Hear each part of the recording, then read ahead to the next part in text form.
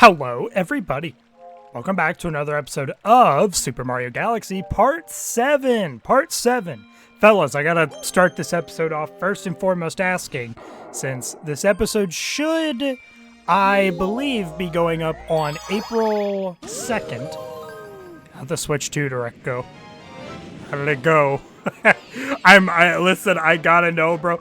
This is currently being recorded on March 23rd, so I have no clue how it's going, but oh man, I have been patiently waiting to, I say patiently waiting. I skipped a recording day yesterday, but I have been awaiting, figuring out, or having the day come where we do a recording, and I ask you guys on the day where, it's supposed to be an episode coming out, hey, how'd the Switch 2 stuff go? Because, again, man, I'm just, so excited.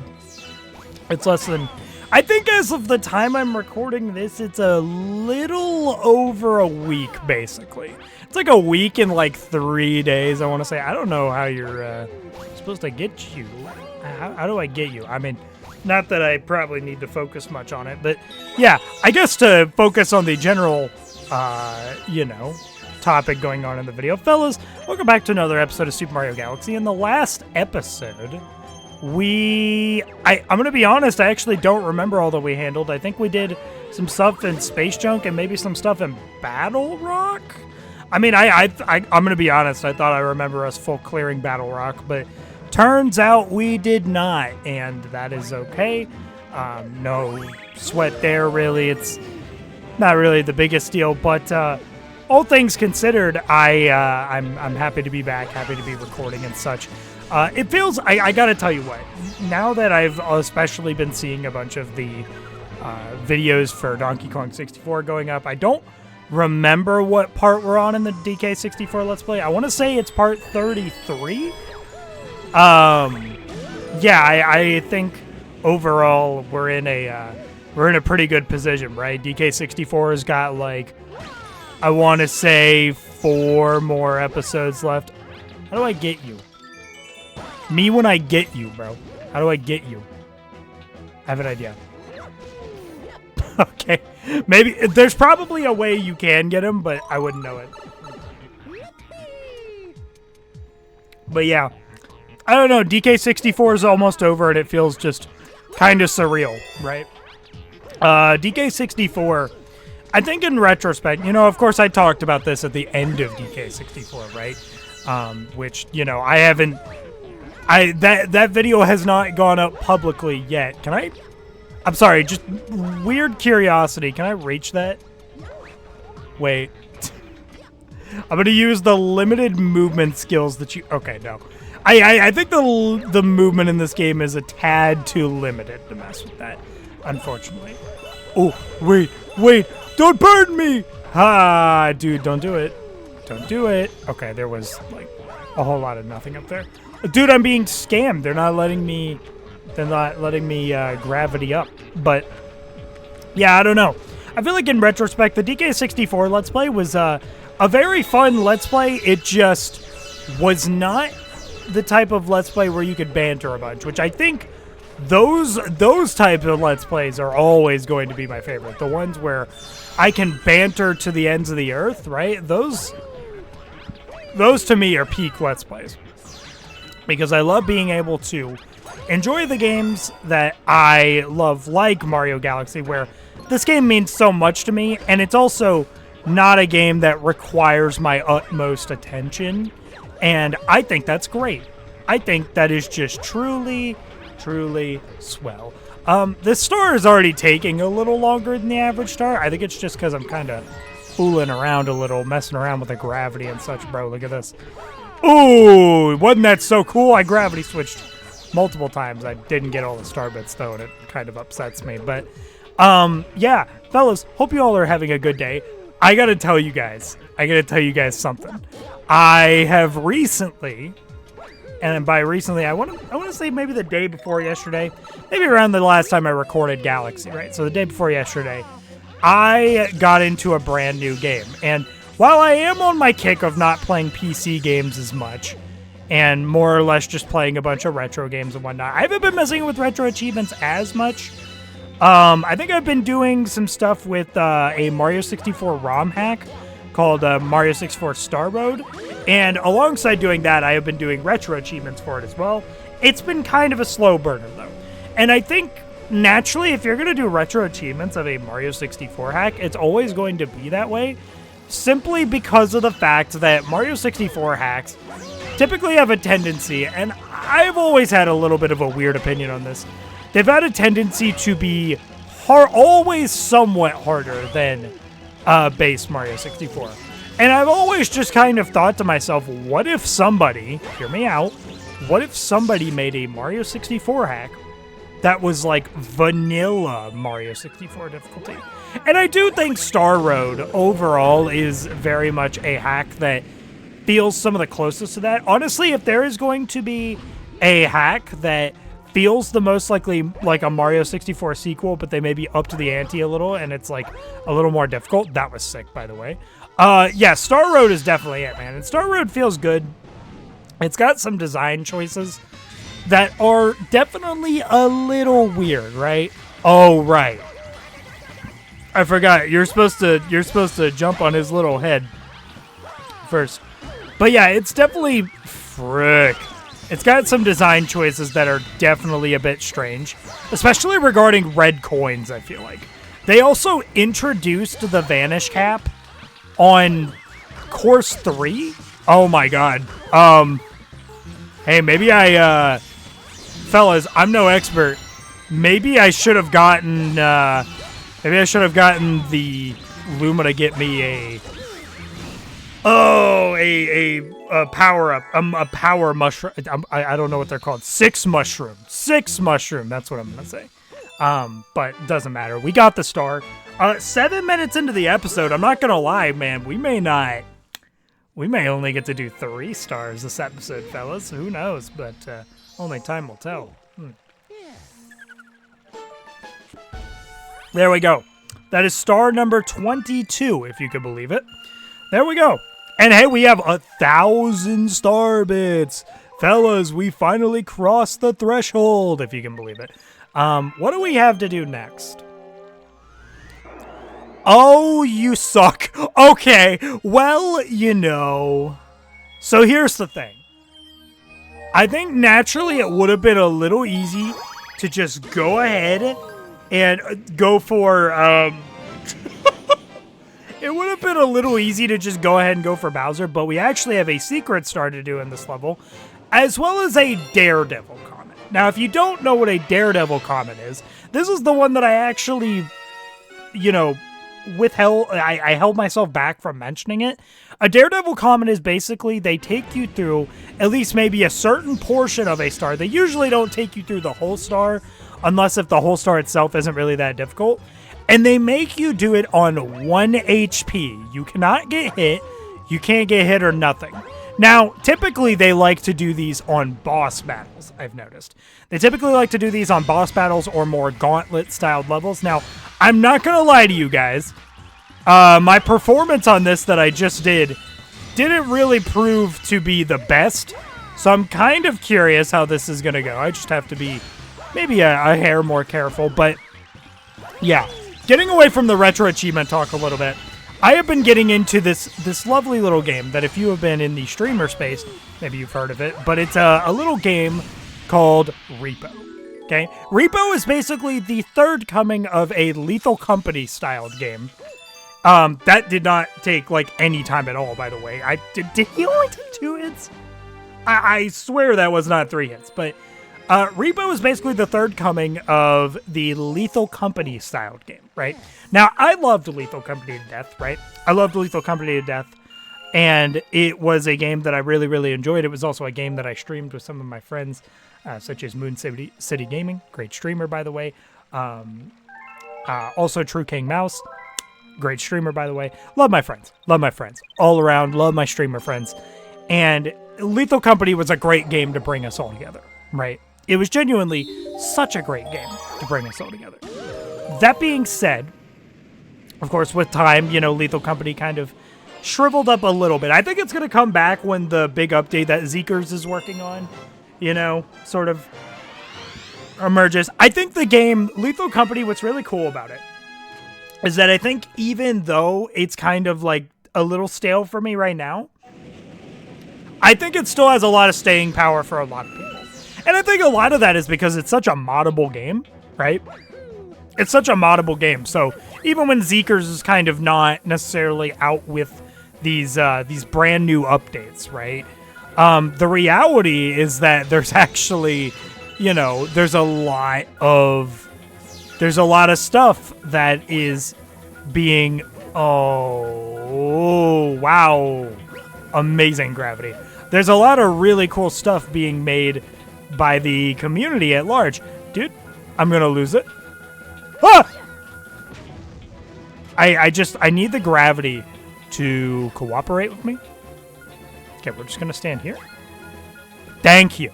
But yeah, there's naturally, even if the game is kind of dead on the official side, there's a lot of stuff being made by the general community at large, and I think that's really, really cool.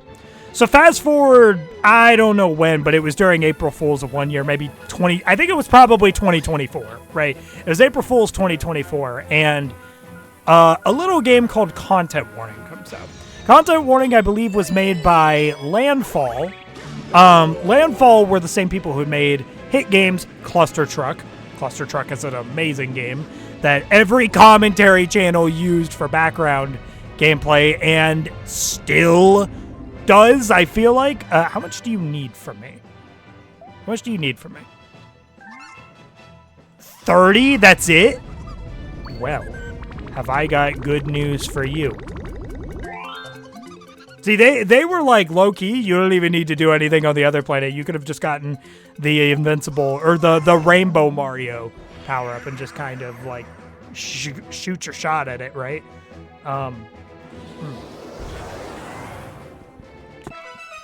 Oh, man, I had a feeling it was this, but I was hoping it wasn't. So, this is going to be a quirky little thing. And fun fact, this actually shows up in Galaxy 2 as well, where we have to clean up trash in a certain amount of time. And in order to clean up that trash, we have to use bombs. Now, a little thing worth mentioning about the most efficient way to do this is to aim for the yellow little circles. Now, these are typically used for Mario to, you know, shoot a star bit at it, and it usually gives a coin, right? But here, I think they are more or less used as points of reference to, you know, ooh, that's rough.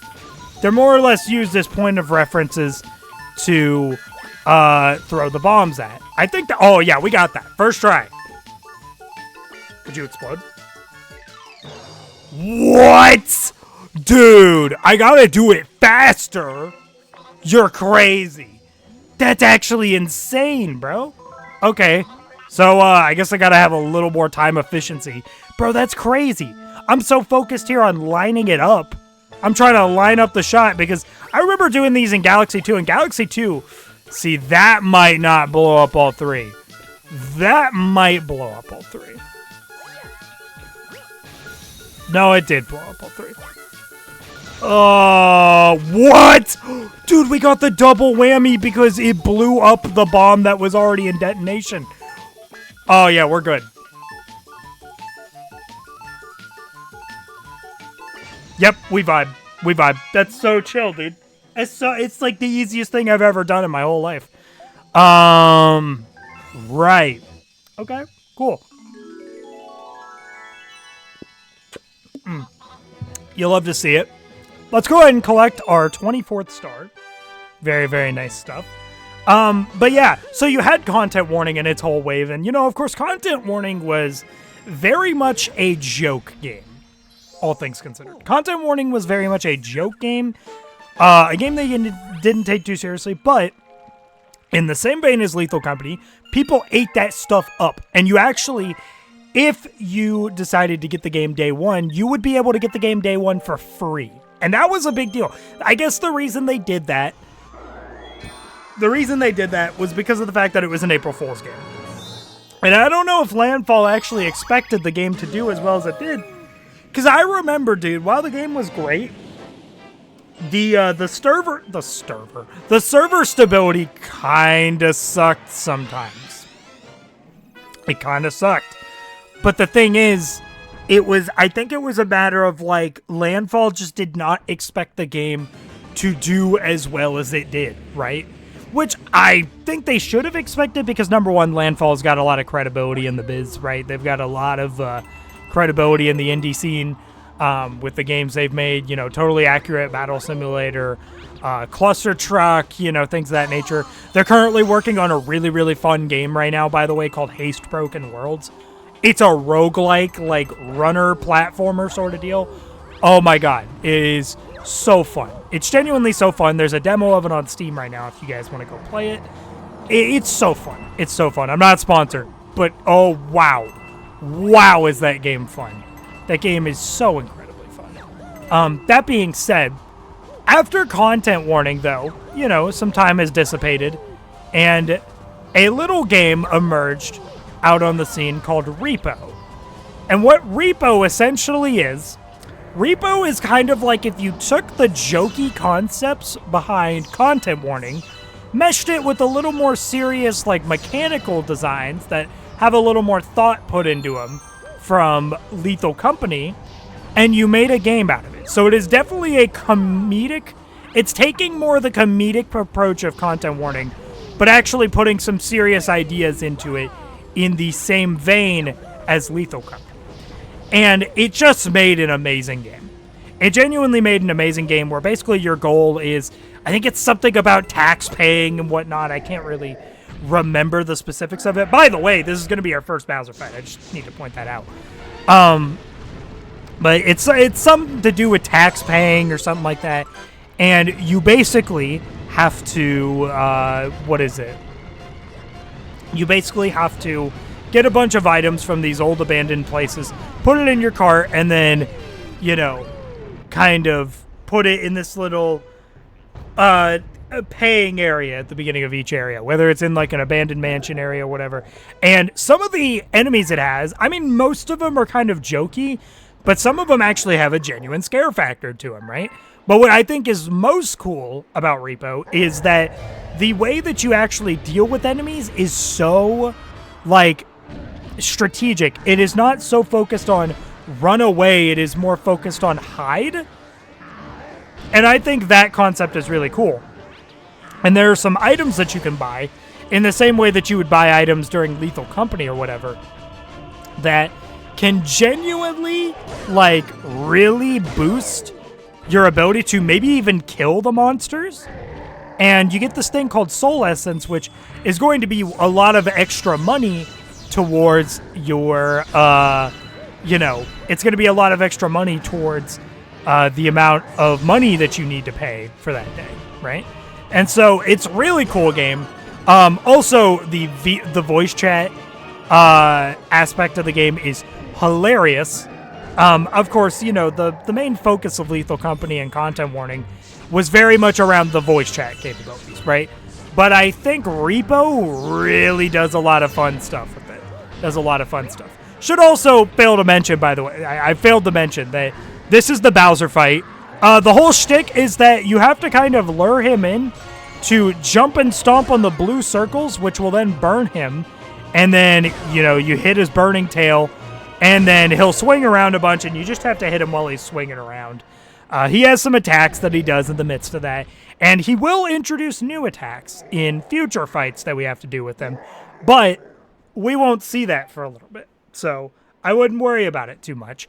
Funny that I get around to explaining that as we are beating said boss. That's a very quirky, funny thing to me, honestly, but, you know, what can you do, really? Hey, it's our second Grand Star, fellas. I don't think we have anything left to do in the fountain area. Actually, we do. I just realized. We do have something to do in the fountain area, and we're going to do that at the start of the next episode because we're at the pretty much 20-minute mark. But, yeah. So, I don't know. Repo is a very fun game. If you haven't played it, you should totally play it. It's $10 or something on Steam, and it's just a fun game, man. I really enjoy it. yeah, go play it if you haven't. Very fun stuff all around. So, yeah, look at that. The third area has opened up to us out of 6. And it is I want to say it's the kitchen. I think it's the kitchen. I don't really know off the top of my dome, but I think it's the kitchen. We've discovered a new galaxy. Literally like everything, dude. Oh, we also have... We also have a prankster comment back in the terrace to do.